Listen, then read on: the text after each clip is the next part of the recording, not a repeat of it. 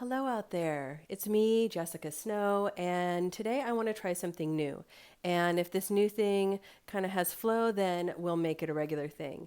And this new thing that I want to try is from my screen to your screen. I want to see if I can make some little videos that keep us all kind of engaged and enchanted with our spiritual exploration and process, even as we navigate daily life and all that it requires of us.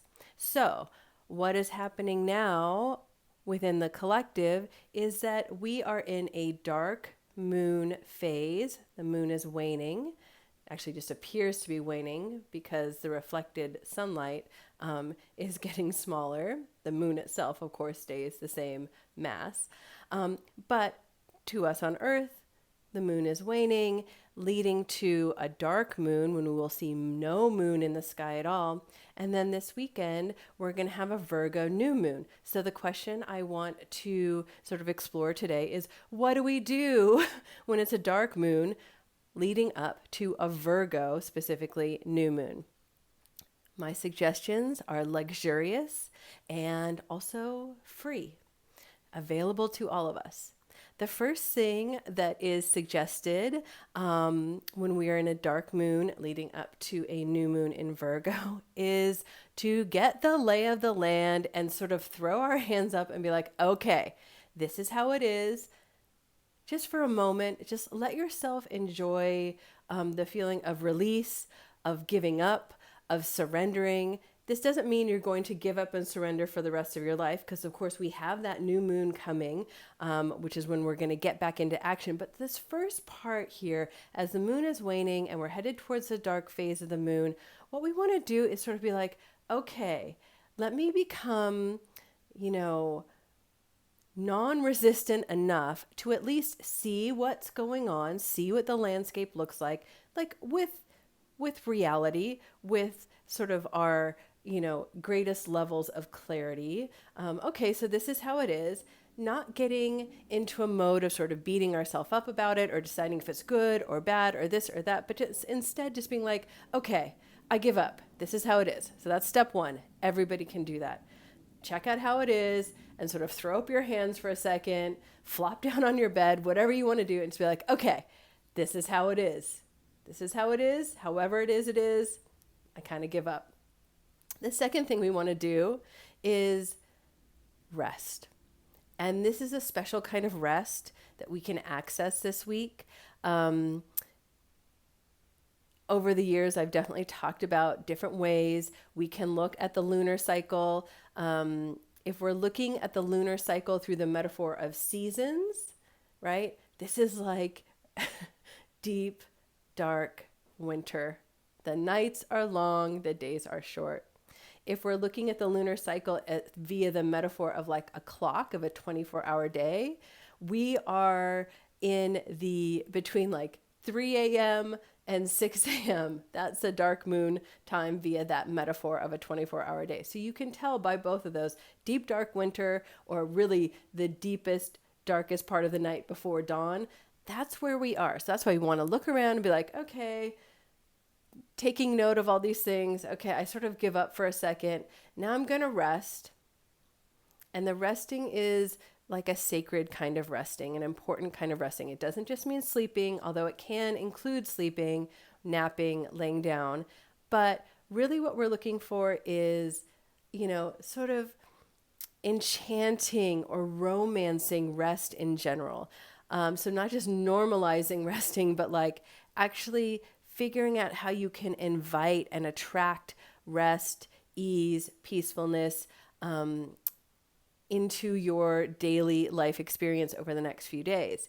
And the reason we need to first look at everything, then let it go, and then rest is because we're coming up to a Virgo new moon, and that is an opportunity for wisdom, like very, very, very deep wisdom. And that wisdom at the Virgo new moon, that wisdom becomes our new North Stars, our new compass points, the things that we really have a lot of fidelity to, loyalty to. At the Virgo new moon, we can make decisions using all levels of self The thinking mind, yes, but also the heart, the soul, the gut, the intuitive, instinctual part of us, the part of us that knows. We can use all those levels of self on the new moon in Virgo to then go, okay, these are my values. This is what's important to me. This is worth my fidelity, my loyalty. And these are the things I'm going to show up for and romance into my life in the coming cycle. Whether that cycle is sort of looking at a lunar cycle, which is about 28 days, or even the next 6 months or over the next year. The power of the new moon is always of a fresh beginning.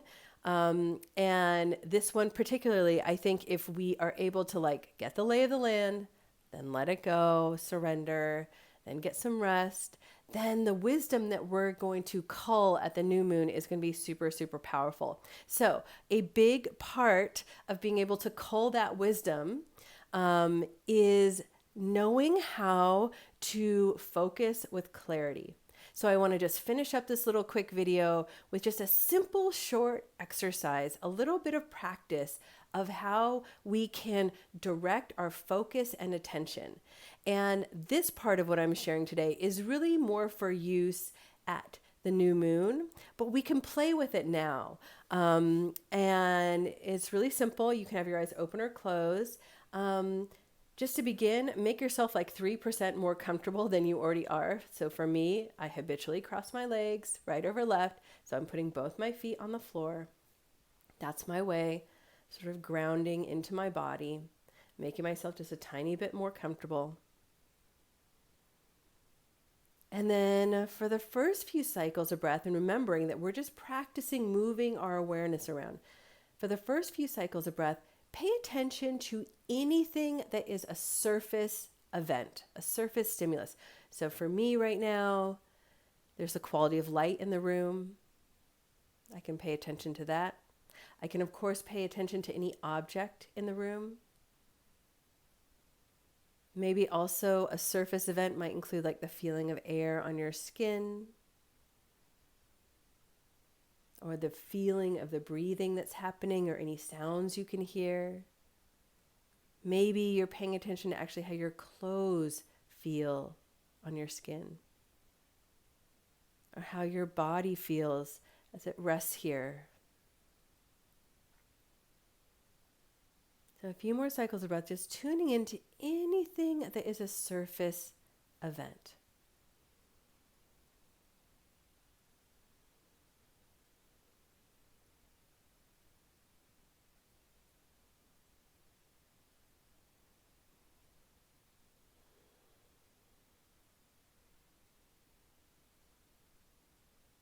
All right, now we're going to practice moving our awareness. So gently pulling back from noticing surface events, and now turning inward and noticing and becoming aware of any inner events. So inner events are anything that's happening inside you. This can include thoughts or feelings, memories or fantasies. This can include the feeling of food digesting. This can include the feeling of, how the interior of the body feels, either energetically or spiritually. This can also include any imaginal work that you're doing, images or visions or things that pop into your mind. So a few cycles of breath, just tuning into anything happening in your interior. So now we've pulled away from the surface, and now we're just checking out what's happening in the inner, inside us. And if you want to, and you haven't already, if you want to close your eyes, you can. You don't have to. For me, that does help me turn inward. So a little bit of time here, just switching focus. We're choosing now to pay attention with what's happening inside us. And if you turn inside and you feel like nothing's happening, no, that's totally normal. And there's information in that also. Just breathing and looking around in there.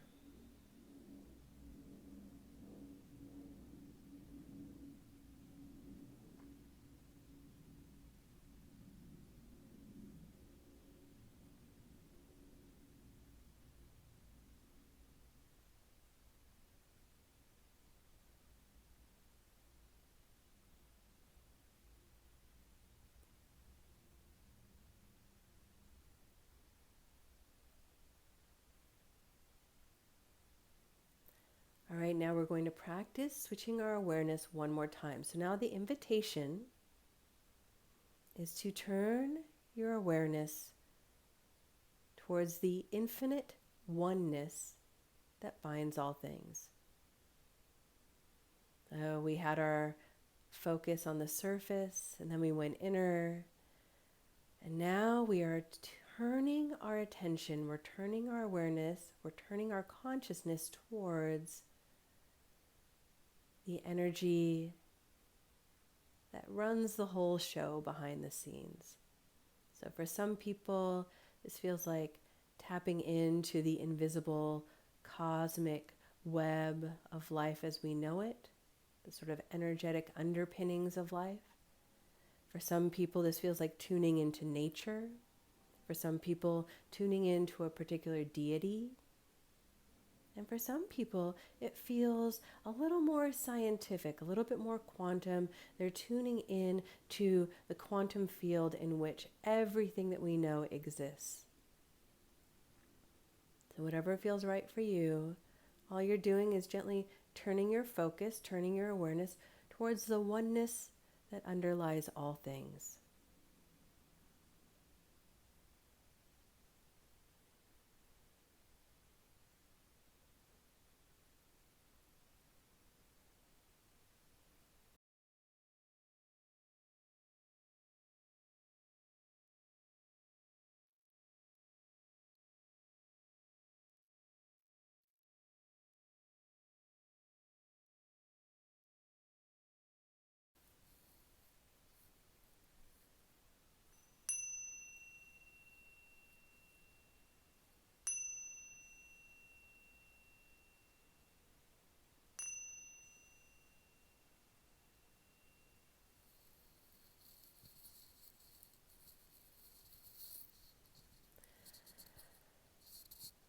And so as we come out of that little experiment, there's lots of information for us. For instance, maybe we really liked paying attention to the oneness, or maybe we really didn't like looking around inside. All of that is valuable information. And if I were you, I would keep a little notebook and I would just write the date and 2 sentences. Like, I loved being with the oneness. I was uncomfortable when we went in. The surface stuff sort of was distracting, or whatever is your truth, whatever happened for you. And I would also like to recommend that in this dark moon phase, you might want to listen to, there's a meditation on my site called Her Love. And it's basically, well, I won't even tell you what it's about. You get to be surprised. Ocean and dark matter are also, and sand are also great meditations for this time period where we're sort of like, whew, like this is what is. Now I'm going to let it go. I'm going to release the tight fist of grasping.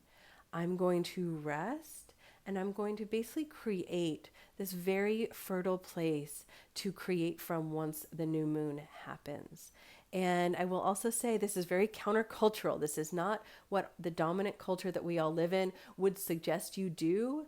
But I'm here to tell you that the lunar cycle is much more natural and has been around longer than our human sort of Western productivity hustle cycle. So let's give it a try. Let's give ourselves the chance to rest and to relax and to let go, so that when we get to that Virgo new moon, we are like able to get the truest reading on not only what is best for us, but is best and for the highest good of the collective, which obviously then feeds back into us.